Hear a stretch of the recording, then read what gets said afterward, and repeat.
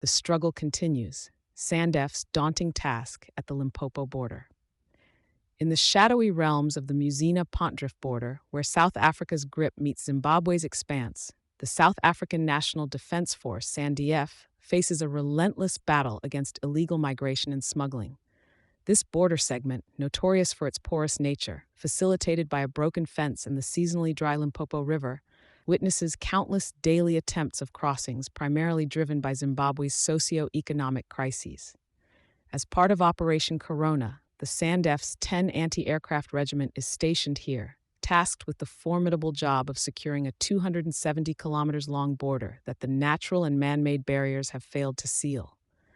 The operation, predominantly aimed at curtailing the illegal flow of people and goods, finds itself grappling with not just the migrants and smugglers, but also local communities that have grown symbiotic with these illicit activities. The challenges are multifaceted.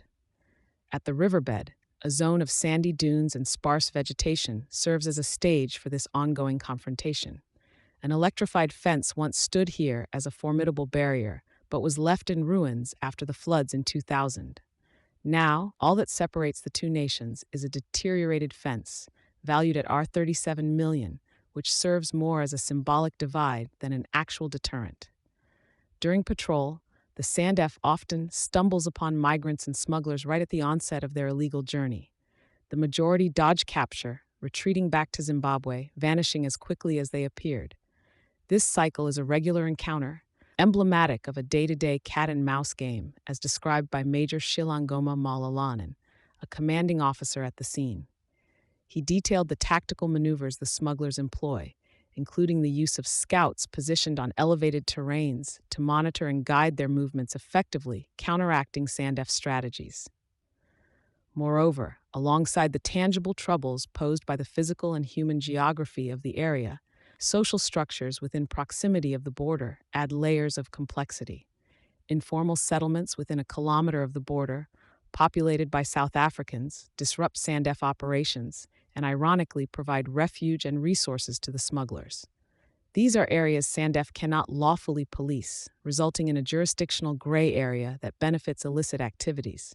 Notably, during one of the operations attended by the media, a smuggler attempting to sneak a bundle under a bridge was apprehended, shedding light on the individual stories often overshadowed by the broader narrative of international smuggling.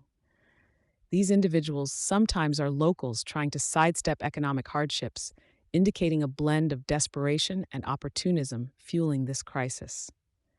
In addressing these challenges beyond mere military action, systemic changes are imperative.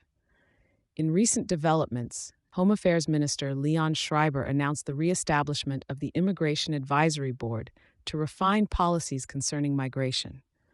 While these efforts promise some direction, they barely scratch the surface of a deep-rooted issue that is as much about governance and international diplomacy as it is about border control.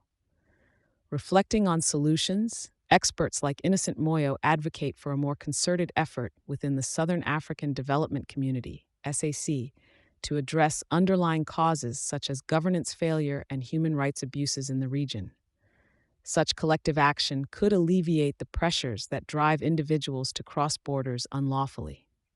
As the dust settles each night along the Limpopo, the SANDF braces for another day of uncertainty, guarding a boundary that is as much physical as it is symbolic, emblematic of ongoing regional struggles and the search for more sustainable resolutions.